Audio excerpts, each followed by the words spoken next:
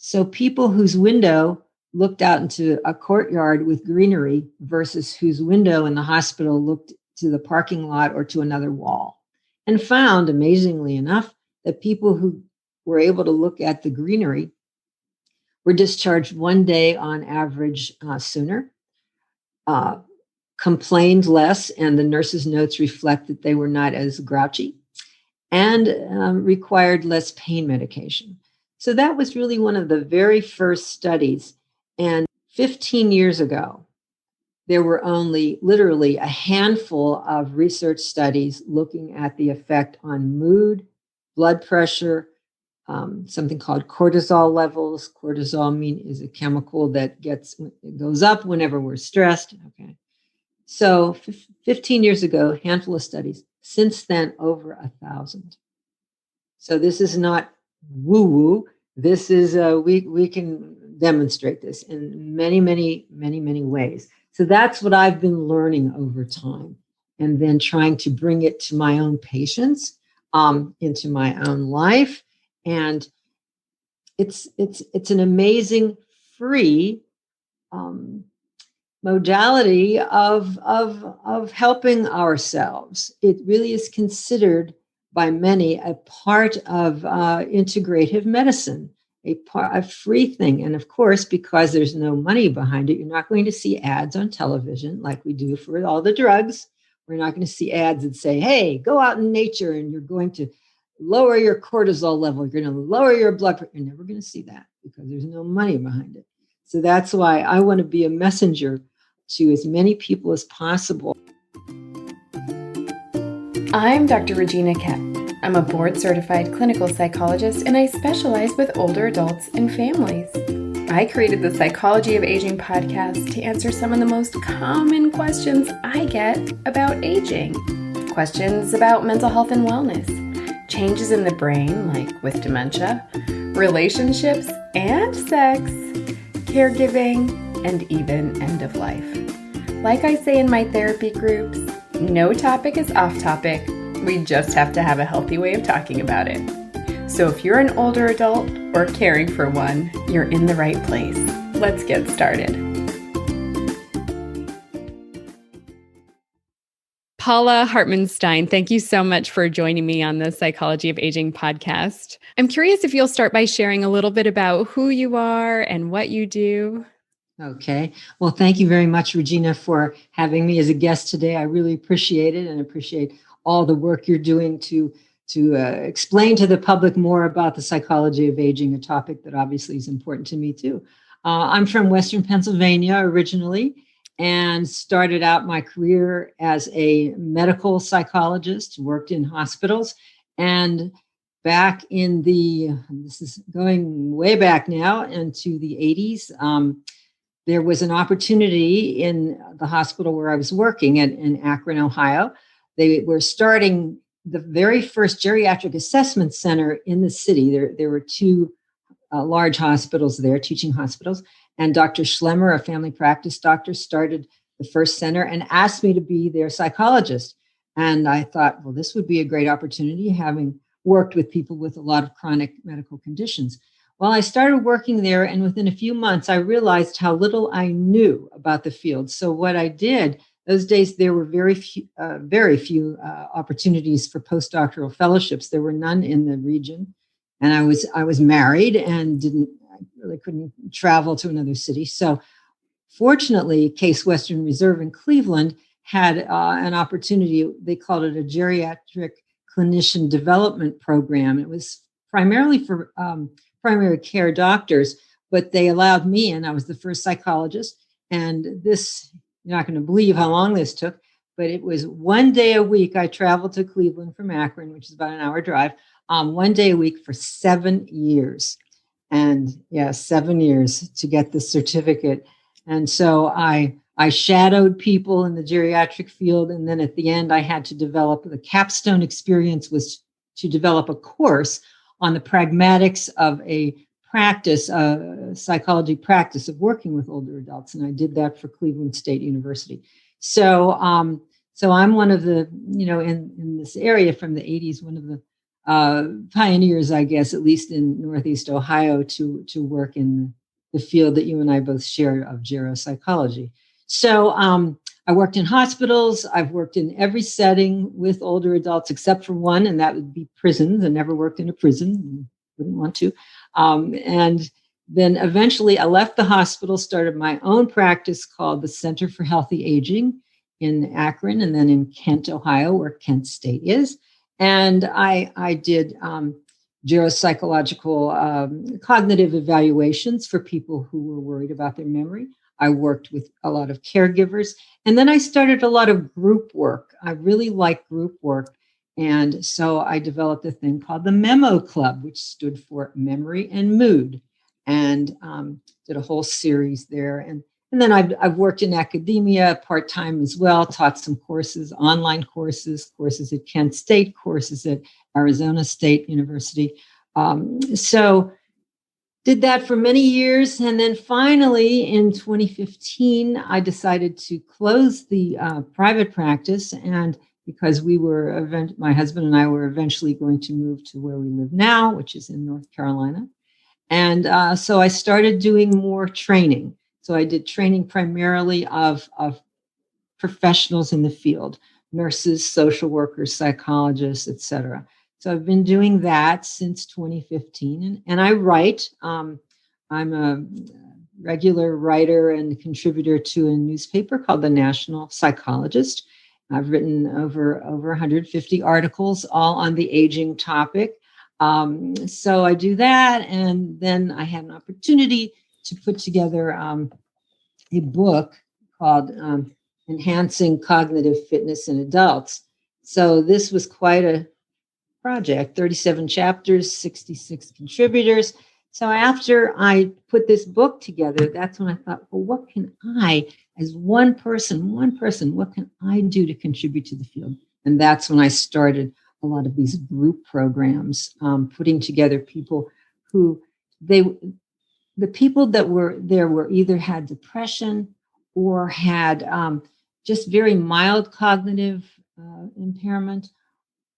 And they didn't need to be in, they all lived at home. They didn't need to be in assisted living at that time. They didn't need adult daycare, but they were not confident to take classes, let's say at the university, that were open to people free of charge. They didn't want to do that. So I ran this program for over 10 years and really learned a lot from it. So anyway, that's my story. And I'm a coal miner's daughter. I come from a very practical working class family and had great opportunities for advanced education.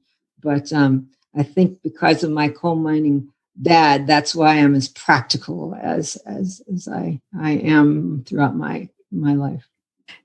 And now, 10 years ago to now, you've started another concept or another sort of helpful program or way of understanding brain health called Vitamin N.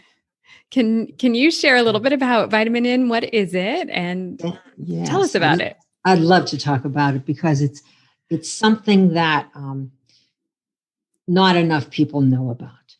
Vitamin N is a term for nature, and it was coined by an educator and journalist named Richard Louv, L-O-U-V, as in Victor, Richard Louv.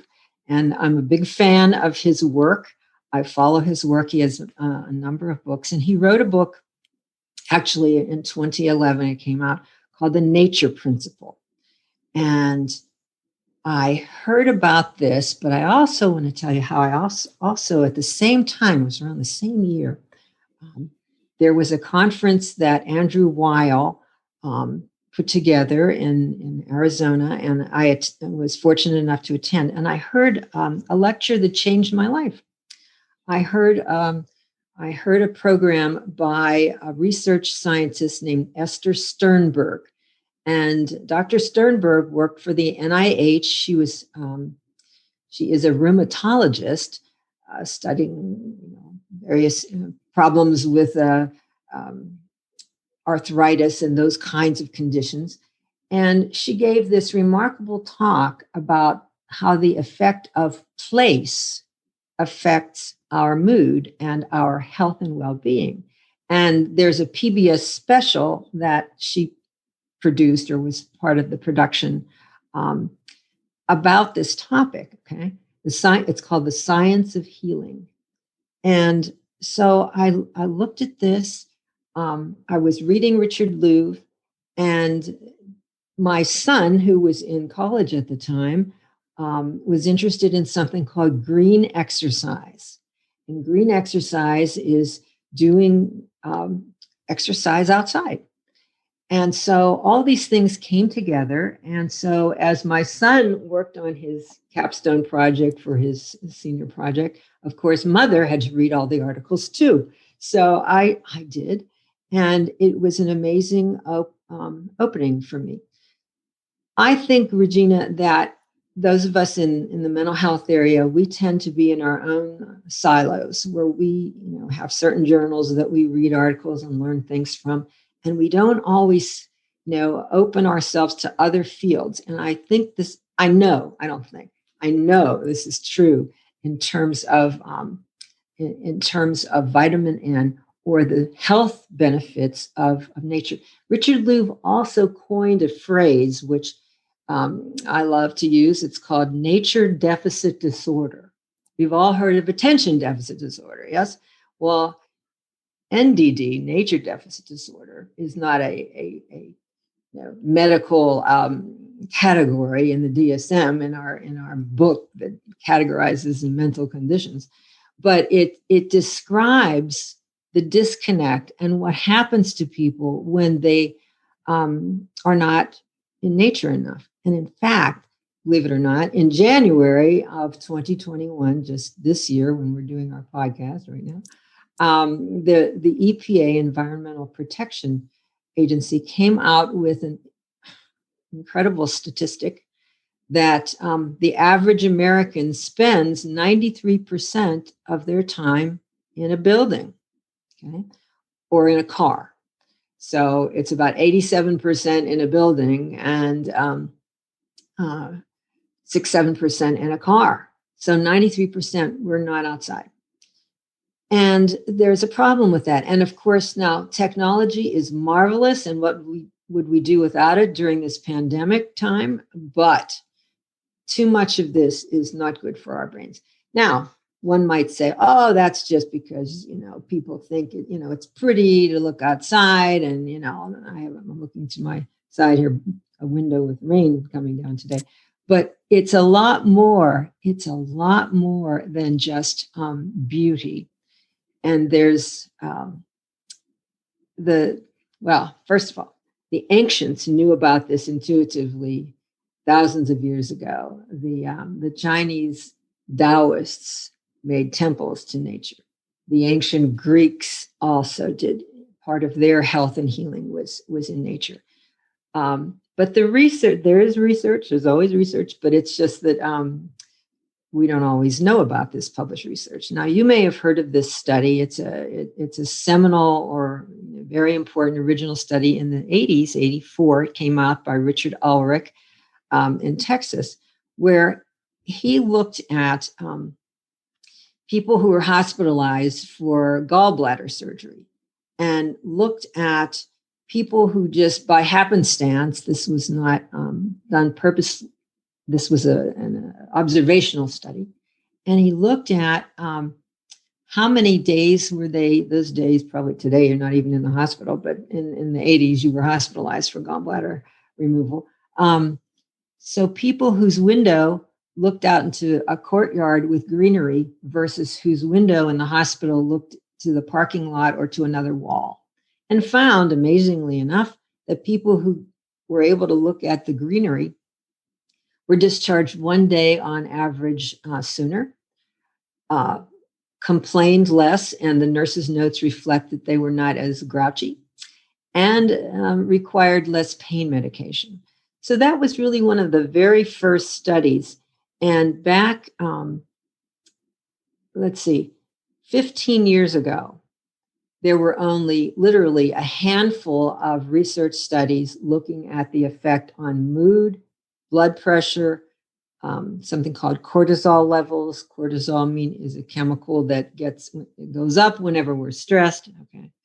So 15 years ago, handful of studies. Since then, over 1,000. So this is not woo-woo. This is, we can demonstrate this in many, many, many, many ways. So that's what I've been learning over time, and then trying to bring it to my own patients, into my own life. And it's an amazing free modality of helping ourselves. It really is considered by many a part of integrative medicine, a free thing. And of course, because there's no money behind it, you're not going to see ads on television like we do for all the drugs. We're not going to see ads that say, hey, go out in nature and you're going to lower your cortisol level. You're going to lower your blood pressure. You're never going to see that because there's no money behind it.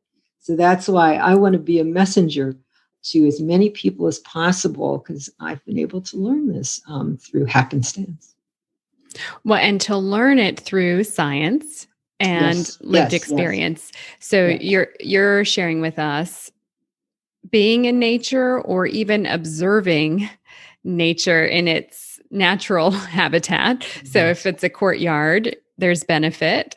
If you can look out the window and see trees or life, and that's one way of engaging with nature. So if you're in a hospital room, are you able to see nature? And the other is being in nature. Yes. Can you talk a little bit about that? So what are the benefits of being in nature? How does that help our brain health? One of the researchers is named Strayer from the West, Utah, I believe. And one of his research findings is that if you are walking, we're not talking about real invigorating running, just walking in nature. He found an improvement in working memory, and also in creativity. But caveat, you can't have your cell phone and be doing that, or have your earbuds in. Ixnay on the earbuds. Okay, so you can't be listening to this podcast in nature. That's right. Well, you're not going to get the same benefits. You get other benefits maybe, but not the same. So you need to be mindful. You need when you walk outside, and really the core research, I should say, the main research really has come from Japan.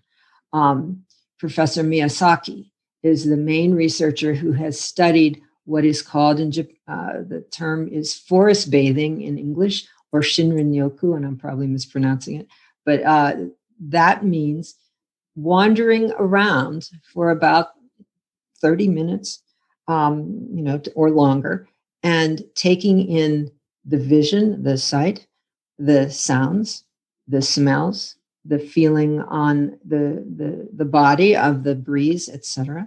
So, and Miyazaki's work is pretty amazing, looking at reduction in blood pressure, also skin conductance. In other words, showing that you're less stressed. And this, I like because my work has been in the cognitive area for many, many years. I'm interested in how it improves our thinking and our attention, just as mindfulness meditation does. So the really powerful thing also is that many people, of course, live in cold climates during the winter, and there's rain and bad weather. So and maybe people have trouble walking. So what can we do about that? Last week, I was on a call with a number of people who work in long-term care, and these are across the United States and Canada. And I asked the question to these administrators, what, if anything, they were doing during the pandemic for nature exposure for their residents. And one woman who was from Waterloo, that's in Canada, said her program was very aware of this research literature. So they make a point of bringing in plants to people's rooms. They make a point. This was interesting too. They have the UK and I guess Canada we call them parakeets. They call them budgies, birds. And lo and behold, I found an article very, very recently about the effect of looking at budgie birds or parakeets and reading to them. Okay, they're in cages, and this was what's called in our field a randomized control trial, where they had some people looking at artificial birds, that actually move and have sounds, who look like birds, and then the real birds. And the third group were just talking to cages that were empty. Well, we wouldn't expect they would do much, but the interesting findings, I think it's pretty fascinating. And this administrator didn't know the study, but I don't know, intuitively, their group came up with this idea of these budgies. And what the researchers found in the randomized control trials, what they found is that people reading aloud to the real birds had a drop also, same kind of thing, drop in blood pressure, reported feeling better, less anxious. So who knew? So there's a whole group of articles about what is called human-animal interaction, and some really good studies about it. And all of us know about service dogs, and have seen that. And dogs are used actually in courtrooms today to help children who have to testify to calm down. So dogs, we know about dogs. And then there's equine assisted treatments, the horses. So that's a whole other area. But having cats and dogs around, also there's a bonding chemical that gets released, oxytocin. So animals, but the really amazing thing, at least to me, some very, very new research articles about having eye contact with wild animals, not ones that are going to kill you, but birds out in the wild. Also, the one study that I read was done in the UK, and it was with lemurs, these little critters, little creatures who are not going to harm you, and they have these long tails, So they had people go out into enclosures with the lemurs. I mean, they're right there with you because they're not going to hurt you. And just watching them and maybe making eye contact with them, I think it was a 20-minute walk, it was a short walk, also had the same kinds of effects. So however you want to call it, the universe, God, however one, looks at these things, we have this right there. And I also let me just say this. I also discovered some of the power of being in nature in terms of problem solving. How did I find that? Well, 10 years ago, when I started into this area of intervention with my clientele, I started to do writing workshops in parks. And during reasonably good weather, although we could do it in the rain too, because I would rent out a place where there was a roof over your head, pavilion or something. Yeah, pavilion, that's the word. And so I've done this now for almost 10 years, and I've done it in different parts of the country. I've done it with professional groups, and I've done it with the community groups and intergenerational. And this is not a randomized control trial. This is not something like that. This is by my own observation and anecdote. I have found that people, I would give a certain trigger, something, a prompt. And the prompt would be, and I have to give, again, credit where credit is due. And I attended a workshop by a well-known Catholic priest, Father Richard Rohr, he's from Albuquerque. And he did a workshop that I attended called Spirituality and Nature. And that's when I was a big skeptic about this. And I thought, what is he talking about?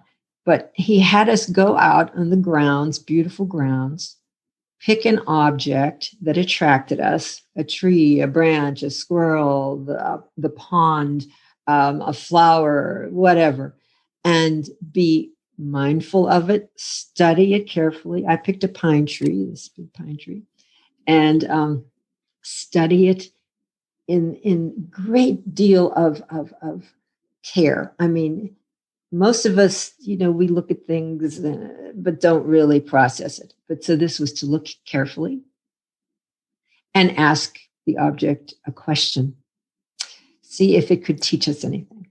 So one could say that was the trigger, that the information is in our own brain and that the nature object was just the way to get it out. And it may be that, we don't know exactly. But it was an amazing experience for me personally. So I thought, well, I'll try this with my clientele. And it was incredibly amazing. And if I may just tell you this anecdote, normally the size of these writing groups, they tend to be small. They tend to be anywhere from 8 to 12 people. Okay. And that's an easy group to manage. Well, I had an opportunity to go to Australia a number of years ago and to do a workshop about healthy aging and to do something experiential. Well, I was just into this writing in nature idea. So I had 80 people, and these were aged from 25 to 75. I thought, wow, what am I going to do with this crowd? So was able to figure it out and had everybody go out into this. It was a beautiful setting. It's a subtropical setting there in Brisbane, Australia. Do the same thing, come back together. And then I divided them into groups. Who picked something that was related to animals? Who picked something related to trees and grass and flowers? And who picked something related to clouds or wind or something like that? And I had everybody, with 80 people, you can't read your whole piece, but I had everybody read two or three sentences. And it was just a tapestry. It was because there were different accents. Anyway, it was a beautiful thing. I wish I had a recording. But here's my point. At the very end, a woman came up to me who was a retired psychologist in Australia in her late 60s, early 70s. And, I never met her before. And she said to me, I'll never forget it. She said, I don't know what you did in there, but I've been in therapy myself for about 2 years. And this writing experience in nature, I have the answer now. I know what to do to solve my problem. And we weren't going into what our problem. I have no idea what her problem was. But she said it was just a way to, I look at it as clearing one's mind, being mindful, stopping the clutter and the monkey mind, as we call it, and then being able to focus. And lo and behold, you relaxed. Nature relaxes you. We know this for fact. And then things come out of your own consciousness. So it's great medicine. Nature is medicine. And we can, have the plant in our room. If you can't go outside, you can sit on your porch and do chair yoga, as long as you look around and don't have your earbuds in and, working on your devices. So, now, if nature is medicine, yes. How would you dose it? How often should people be going outside? What would your prescription be? Well, that's a good question. No one's asked me that one before. I don't think there is a specific amount, but this is more of off the top of my head. I would say if you can do it at least 3 times a week. But, if you're fortunate enough, as I am in this home that we have in the Western North Carolina mountains, I mean, I don't go outside every day. Okay, I'm one of these average Americans who spends too much time in a box in a house, but I do look outside every day, and the first thing I do in my bathroom, I have a great window, and I put the blind down, and I just take a look at the weather, look at the trees. I have big pine trees, and I actually can see a lake too. So that starts my day and makes me feel happy. Can I just tell you one other little anecdote? Once upon a time, it was actually around the same time. It was about 11 years ago. My husband and I were living in Ohio, and we were vacationing. I went to a pre-retirement conference in Asheville, North Carolina. I had never been to Asheville, didn't know anything about it. And during our free time, we went to these grounds at the Biltmore Estate. These grounds were designed by Frederick Law Olmsted, the great landscaper who did Central Park.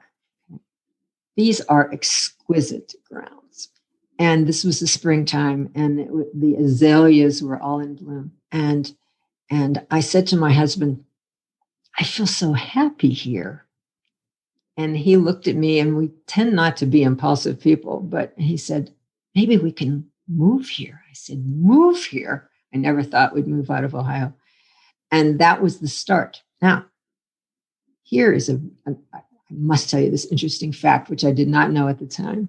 And that is that there have been some neurobiological studies by a group in California, where they put people in the scanner.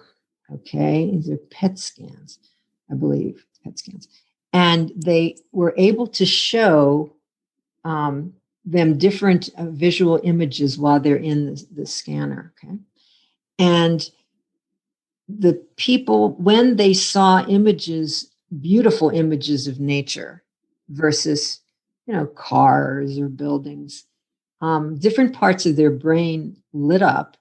And so here's the idea, that we have some nerves from our visual cortex to the hippocampus, which is the area, as you know, has to do with memory. And along this neural pathway are little sites, little areas that pop out, shall we say, little bits of opiates, the feel-good chemicals that people get, okay?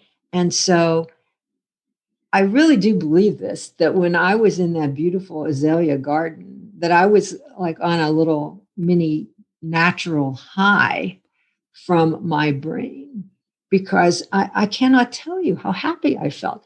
And so what that tells us, research-wise and then feeling-wise, is that you don't even have to be totally aware of your surroundings, because things are happening sort of unconsciously in terms of your brain. So there's all these things going on. We can be mindful, really paying attention. But even if we're not, and I don't want to say bring out your device and you can still get the good benefits, that's not quite right. But even if you are listening to a podcast when you're walking, because you just want the exercise, all right, you're still going to get some benefits that you didn't even know about. I just found this research just to be absolutely fascinating. And now, is there any research that talks about nature and prevention of or delay of dementia? I have not seen anything that talks truly about the delay of dementia. What I've seen and read over and over and over is that there is an enhancement of creativity. There is also an enhancement of working memory. How it can prevent or delay, that is not known. And I can say that with pretty good certainty because in the last 4 months, I had an opportunity and took it I was asked to write a chapter for an academic book on what's preventable in dementia. So I spent 4 to 5 months with a couple colleagues, but I was I did the heavy lifting. I was the lead author in this, and so what I have done is found all of the published research. I think at least as of December of 2020, and 2020, as we all know, is the year for the ages, right? In many, many ways. One good thing about it in terms of the brain health area is this: 2 separate groups of researchers, international researchers, very separate groups, published in 2020, I think like a month or 2 apart. Interesting. Their findings for what factors can we modify in our lives that help to prevent or delay dementia. Wow. So I was lucky to find all these articles. And so there are 12 to 19 modifiable risk factors. And so I put them together in a way that people can understand without reading all these articles that took me 5 months to read. Anyway, so certainly moving more is one of them. But it's interesting, they don't specify the dose of it. That is truly not known. But the fact that we do have to move more, both aerobic as well as strength training, that's one. Nutrition's a biggie, big. And there are all sorts of, quote, dietary patterns. We've heard of the Mediterranean diet. There's the MIND diet. There's the DASH diet. There's the Nordic diet. There's the Esselstyn diet, and there's the Ornish diet. Okay.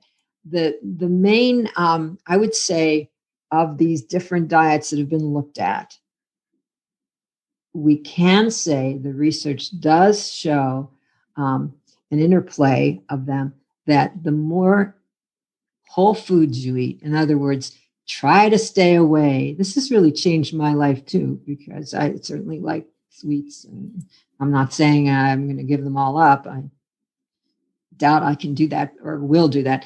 But the less sugar, less added sugar, the more that we eat, take that back, the less processed foods we eat. So soda pop, Ixnay and the soda pop, things like hot dogs, actually red meat. All of these diets, they have very, very little, if any. Some have absolutely no meat, more of a vegan diet. At least 2 of them are the very low fat diets. But the more whole foods, the more greens, the more berries, the more. So I snack regularly now on nuts and seeds, and that's a much better snack than what I used to have. So there's nutrition. There's the alcohol. This is interesting. In these meta-analyses, this is pretty liberal finding. They found that they didn't separate men from women on the genders, but they found that as long as you don't have more than, you're having a big risk if you have more than 21 units a week. That would be 3 drinks a day. All right, 7 times 3. But these diets say, some alcohol in moderation is okay, but 21 is the outset, is the top amount. Okay. But if a person already is experiencing memory impairment, alcohol is not good. And so I have recommended, if people like the taste of wine, there are pretty tasty alcohol-free wines. So anyway, so there's that. They're keeping your blood pressure, your systolic at 130 or lower. That's the top number.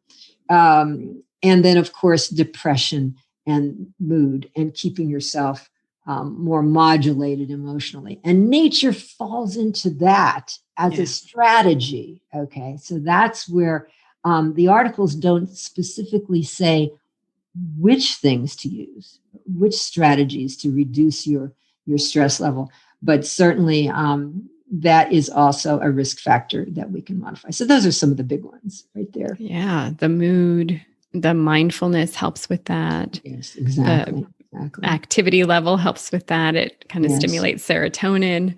Yes. Yeah. One other thing, if I can mention that again, if people are caregivers of frail adults, okay, and Regina, you probably, as a geropsychologist, have heard of the pleasant events schedule.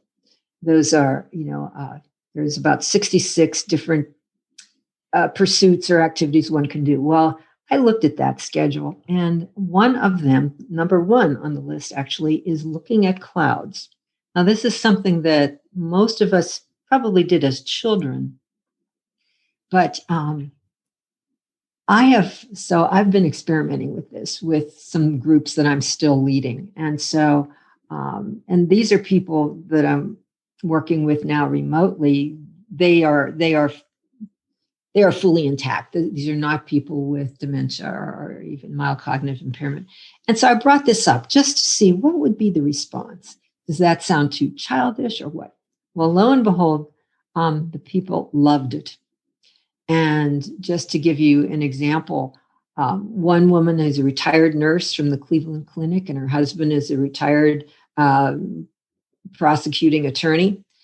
They are in their mid-80s, and they're not visiting their grandchildren during the pandemic yet. So she said to me, I took your advice, Dr. Paula. And so my husband and I go out and we actually look at the clouds, and we love it. It gives us a lift. It's happy. It makes us feel happy. So something as small as that, and people who are, in a nursing facility, hopefully they have a window, looking outside, looking at the clouds, that little thing. So again, nature gives us so many gifts. We just have to take advantage of them. We have to use them. They're there for us to use, I believe. As you were talking, I was thinking for 10 years, I worked in a windowless office. Oh boy. In a VA. I mean, really, my office was tiny. I was almost like knee to knee with my patients. And I would sometimes have families of 5 in this tiny room. I worked, with older families, and most of my families were African-American families. And if a family wanted to bring multiple family members, welcome, I would welcome them. And I was reflecting on how important behind our hospital was a walking trail, and I would meet. Some years I didn't do this. I was just too busy. I would work through lunch and just seeing patients all the time. But there was a period where a palliative care psychologist who also had a windowless office working in palliative care, and I would meet every day, and we would take a walk outside in nature, and how much we needed it. And we would come back to our desks and finish out the day. And I'm thinking during COVID also how complicated it was. I did provided a group for health providers who were working in the ICU in COVID ICU clinics. Oh, wow. And ICUs typically don't have windows. Right. Talk about stress. Yeah. And I'm thinking I kind of approach caring for older adults from a sort of systems framework, where I think of the family system, I think of the health system, I think of, the health of our healthcare providers is essential also for helping with the health of our older adults and families. So there's the older adult, there's the family, there's the health system, and we're all working together. And I just think how equally important our health providers need to be caring for their mental health and wellness and physical health by having breaks outside.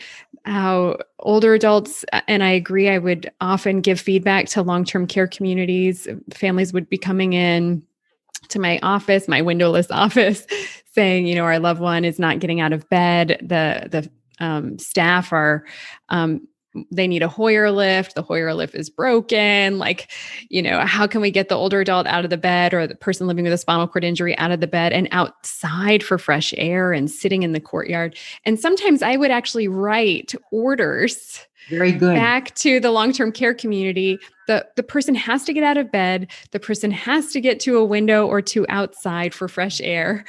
And for many reasons. One is for sense stimulation too. Yes. Then if our senses don't have the stimulation with natural light or with smell or sound, it's distressing to our brain and we decline. Yes. And it affects our sleep cycle even. Yes, you're right on. If I can share this story too, this is very recent. I had a friend. She has since unfortunately died rather suddenly in November. She was in her early 80s, healthy woman, well, we thought very healthy woman, moved from Northeast Ohio to Albuquerque to a continuing care retirement community in the independent section. And so she was there just for a few months before the pandemic hit. And she participated in October of 2020 in a virtual writing workshop that I did. She was a good writer, loved it. And she participated in this and touched all of us on this call by her piece, her narrative that she wrote. What she said essentially was that she was so desperately lonely because they were very restrictive about no meals, no congregate meals, no visiting. The only time she could go out, she still would drive, but she could go out to see her doctor, and she had one family member in the area. They allowed her to go out for that. Well, she said, the only way I survived this emotionally was, fortunately, I had a small balcony. And she said, every evening I went on the balcony and took in the Albuquerque sunset and the Albuquerque night sky. And she said, I could see the constancy in nature, and it showed me something bigger than myself. And that's what really helped her. That was so touching to hear that. So again, she was able to utilize what's free. And again, something that we don't teach our, we feel it, I think, instinctively. Most of us didn't know that there's research backing. I hope my words today give some inspiration to the older adults listening, for themselves, as well as their grandchildren or children, as well as anybody that they're taking care of. Please go outside, get some plants. Oh, hey, there's a nut. I've got to tell you this. It was amazing. There was a study, it was published very recently, and it was a group of people who were hospitalized for pretty awful surgery, is to have their hemorrhoids removed. Okay. Well, this was a randomized controlled trial. And so one group, I think it was 45 or 90 people. So 45 were in a hospital room where there were no plants, no ornamental plants. Another group had ornamental plants. Lo and behold, the ones with the plants did better, got out of the same as Ulrich's study back in the 80s. One other tidbit, which is just kind of blows my mind. I didn't know this at all. I like art, and I do have some abstract art in my house. I also have nature, and there's one behind me of Ian Adams, a famous photographer, and a nature scene. Well, there's some newer research that shows that even having artwork depicting nature helps your mood better than if you're looking at, even if it's beautiful to you, abstract art. And part of that may be the fractals. Fractals are repeating patterns in nature. Our brain likes to see patterns. And so fractals, like think of a broccoli head. If you break off a little, flowerlet or whatever they call it of the broccoli, it is of the same shape and pattern as the whole. Okay. So same with veins in a leaf. They have a similar pattern to the whole tree. So there are these fractals in nature, and that's what Esther Sternberg talked about in that lecture I went to about 11 years ago, about how fractals light up those pathways in our brain, those opiate-rich pathways, and make us feel better. So there's something, we're hardwired for this. We're hardwired, but we must not neglect it. We must nurture it, nurture and have our doses of vitamin N. That's as important as vitamin D. Everybody knows about that, but how about vitamin N? And get rid of this nature deficit disorder. I know that you are also offering a free webinar coming up about other ways to prevent dementia. You mentioned 12 to 19 strategies for preventing dementia that are based on science. Yes. If people would like to learn more about you and would like to learn more about that, where can they find you? Well, thank you for the question. Well, I have a website, centerforhealthyaging.com. And we're starting a program with my colleague, who's a culinary nutritionist, Bridget McVaugh from Texas, and in the cardiac area. So we are doing a free session, and you can go to my website and find out about it and sign up. And then after that, we're doing 5-part, 90-minute each. And Bridget is doing some we're both very practical people from Western Pennsylvania. And so she's doing some work in her actual kitchen, showing what you can do to try to get more of the good foods that are in your refrigerator and in your cupboard, and make it so that it will help your brain.